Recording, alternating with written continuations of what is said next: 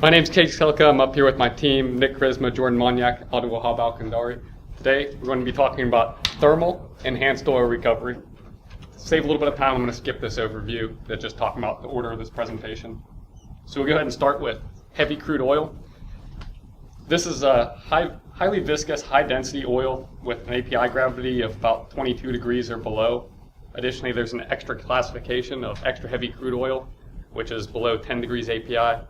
And this is really important with thermal enhanced oil recovery because that high viscosity makes it one of the best cases to employ thermal EOR methods.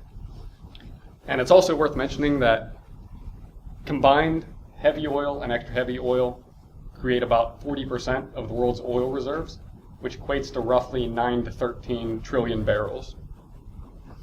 So with that said, I'll go ahead and give a quick introduction about the high points of thermal EOR. So like all other methods, its overall goal is to produce residual oil. This is particularly valuable in producing matured fields. And the way thermal EOR does this is, again, by increasing that oil mobility. So if you think back to the mobility equation, you have M equals the effective permeability over the viscosity. So if you reduce that viscosity into a smaller number, you're making a larger M, right? So using that viscosity reduction and thermal expansion, thermal EOR will produce that residual oil found in the reservoirs. And this is generally done through two methods, in situ combustion and steam flooding. So in situ combustion actually started entirely by accident in the 1920s. There's an air injection well that inadvertently caught fire, and whenever they started looking into it and realized the production gains that they saw in the surrounding wells, they decided to go ahead and capitalize on this as an EOR method. So the general process involves a minimum of two wells, an injector and a producer. Air, or in some cases pure oxygen, is injected down through the injection well, and it follows that pressure drop over towards the producing well.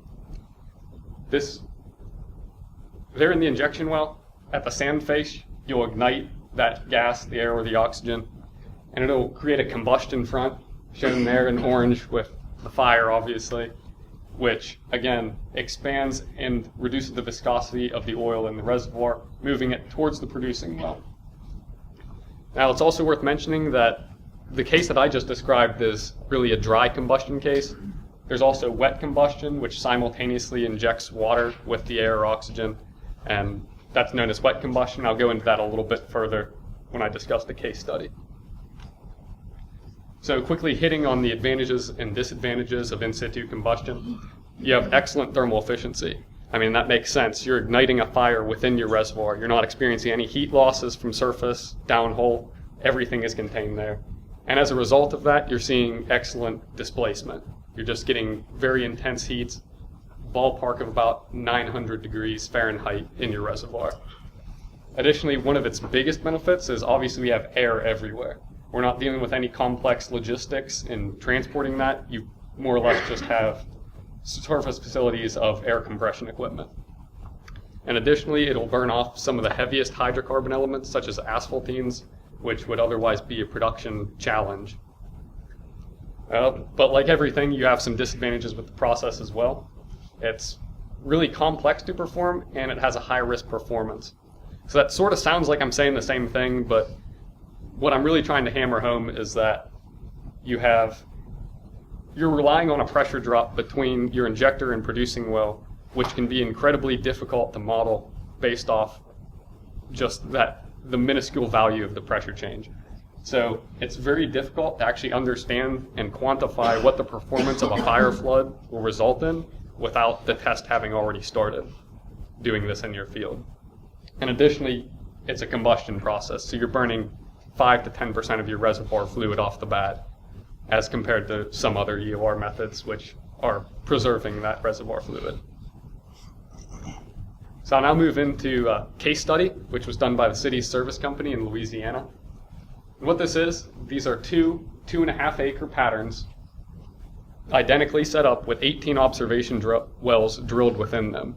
These observation wells are used to track the temperatures of both wet and dry combustion, which are being compared here, as well as see how quickly that front is moving throughout the reservoir. So in the performance of this test, what they concluded is that the wet combustion was preferable. There's better volumetric sweep efficiency, it reduced the air volume required, and it had a faster cycle time for the flood.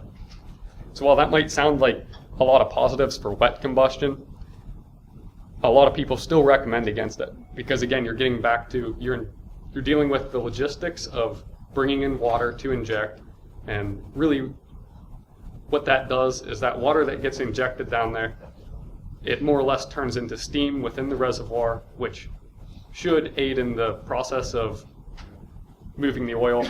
However, again, you're also injecting water into your reservoir, which you'll have to deal on the backside with as well whenever you have to produce that water back. And also, since it cools the combustion temperatures, you end up with a little bit more of the oil actually being burned just for the sake of the fire. The fire within the reservoir is more or less just smoldering rather than burning at a very high hot temperature, decreasing that viscosity and moving the oil. So with that, I'll turn it over to my colleagues to go over some of the steam flooding. Yes, you want to start off with a brief history of steam flooding. The first known large-scale uses of steam flooding were when I believe it's pronounced the Schoonbeek field in the Netherlands in 1959 by Shell affiliates. While there were other steam flooding operations that were tracked back to as early as the 1930s, this was the first large-scale field-sized operation. And they had a fairly heavy oil, fairly viscous, that actually was moved very successfully. Unfortunately, the article that I read didn't have all the metrics on exactly how well it did, but it did lead to the further development of steam flooding.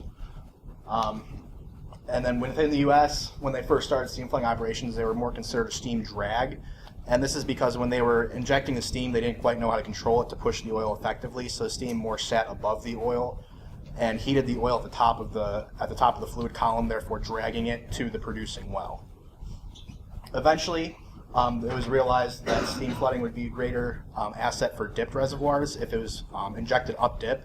Since it has that tendency to sit above the oil, if you inject it up dip, it does a good job at pushing the oil down towards the producer, therefore leading to a greater recovery factor.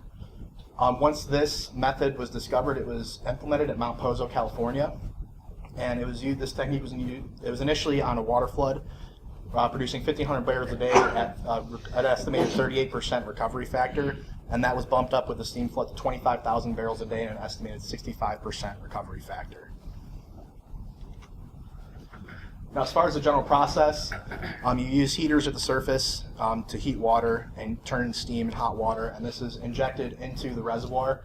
As was stated before, the steam, the water has a high heat capacity. It holds its heat very well. It transfers it very well to the oil, therefore reducing the viscosity and making it much easier to flow. This can be done either in a cyclical or a continuous injection pattern.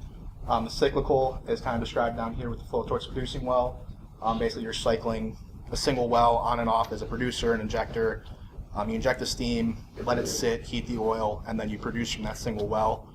It's less expensive, but also less efficient as a continuous, where you have two different wells, a projector and a producer. Injector and producer. So you inject the steam and then push the oil to the producing well. As with any EOR technique, obviously you're going to have some screening criteria that you're going to want to look for within the wells. Some of these stats up here are things that can hurt your steam flood. So essentially you want an oil saturation of greater than 40%, porosity of greater than 20, greater than 30-foot pay zone thickness, permeability of greater than 100 millidarcies. You want to avoid thief zones, so low oil saturation, high permeability zones that your steam can flow into instead of your pay zone. Permeability variations within the well can greatly affect your flow from the producer or from the injector to the producer, as well as pore continuity. Now, while these are obviously not all the screening criteria that goes into it, there's a lot more, and also it's possible for wells to have some of these harmful characteristics but still be economic to do a steam flood on. So it's very important to do some good analysis, figure out, run some simulations, and see whether or not the steam flood may or may not be economic. What is cyclical steam injection? Cyclical steam injection refers to a technique in thermal oil recovery whereby steam is injected in a well and placed back afterwards on production. The method is instrumental in heavy and extra heavy oil reservoir where other practices prove difficult and inefficient. The technique involves three distinct phases. The first phase involves the injection of steamy slug into the reservoir. In the second stage, the injected slug is allowed to soak in the well. This entails shutting the well for a particular number of days to enable a uniform distribution of heat within a reservoir and to thin the oil. In the final stage, the production of thinned oil conducted from the same reservoir. If the production is profitable, the process or the cycle is repeated as desired. Several factors and driving mechanisms affect this method. These are gas expansion capabilities, wettability alteration, and viscosity reduction, among others. The efficiency depends on certain interventions, such as chemical additives, hydraulic fracturing incorporation, as well as horizontal well application. According to Alvarez and Hahn, the rate of oil recovery factor using the techniques as opposed to conventional technology has risen to about 40%, currently from 15% in the 1980s. This makes the method not only attractive, but ideal techniques in oil recovery endeavors. Several measures are necessary for the improved oil recovery process using this technique. Such include the introduction of additives and solvent derived from refineries within the exploration vicinity. An excellent example of such additive is nitrogen foam system, which increases sweep frequency, controls steam mobility, and supply formation energy, thereby improving oil recovery via this technique. Most favorable measures are insulation tubing, casing head, pre-stress cementing, and thermal stress compensator. Now Panther will talk about the continuous steam injection. Alright, so continuous steam injection, better known as steam injection. It requires at least one injector well. It can come in multiple different patterns, including the 5-spot pattern. It differs from cyclical in that you have your at least two wells, and you're injecting continuous steam flow through your injector and constantly producing through your producing well. So you're going to have a steam front that's pushing water and steam towards your producing well, and it's building pressure up in your reservoir and heating it up as well. You're going to have higher OPEX cost but also higher production cost. And so it really boils down to the economics of it, of course, which one you want to do, continuous versus cyclical. Okay, so here's just a general picture. So as I said, you have your injector well and your producing well. So you have your steam front over here, your hot water, because you will have some heat losses, and so you will have some condensed water, which can become a problem. But it's causing. It's just building pressure up. This is the high pressure side, lower pressure side. And it's just pushing oil towards your producing well. So advantages of steam flooding: you preserve your reservoir fluid. So as Cade said, with in situ combustion, you're burning 5 to 10% of your hydrocarbon. With steam flooding, that's not the case. You're not combusting, it's just hot enough to heat the oil up and move it. More easily controlled, limited HSE concerns. These go hand in hand, I think. So it's a closed system. On surface, you have your generator. It goes through your pipe downhole into your reservoir. It's very easy to get it downhole. There's not a whole lot of logistic issues with that until you start noticing some heat losses. Obviously, as you're moving, once you get your steam out of the generator and past that point, you're going to start losing some heat, and so that's where it starts to condense. And so you notice some production of condensed steam, and that can cause some issues. One, with flow back of water, and two, just blocking your flow path with water. it's restricted to more shallow depths because of those steam losses. You really don't want to go below 2,500 feet because you will have too many heat losses in your system, and it wouldn't be economic. Alrighty. So this is our case study for cyclical versus continuous. An interesting thing about this case study is that it did compare the two. It was done by Tenneco Oil Company in California. I believe it was called the Medicine Attic, and it's, I believe, part of the like Bakersfield area. So we didn't really look at any of the numbers. They didn't really give us any of the numbers in this paper, but this is a graph that they gave us. So the decline, of course, it's declining at some decline rate. However, it's showing an uplift of oil due to continuous steam flood. The paper does conclude with the fact that they think continuous steam flooding is better because you have higher EUR over the lifespan of the well, and that's because it doesn't really have any issues with gravity segregation and up dips and down dips and stuff like that. Okay. So in conclusion, for most wells, thermal EOR is a very essential process.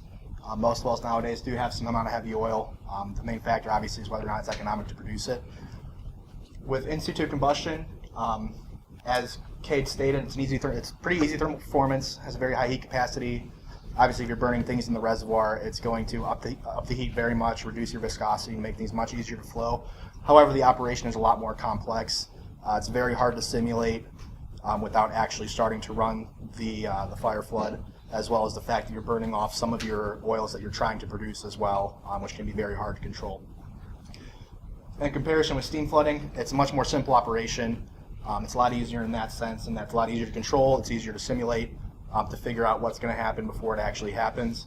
However, logistically, it's a lot more complex. You have a lot more surface parts going on to generate your steam, pump it down. You have transportation of the water and things of that sort. And as well, in certain areas of the world, it's much harder to get the water than in others. That's about it. Any questions?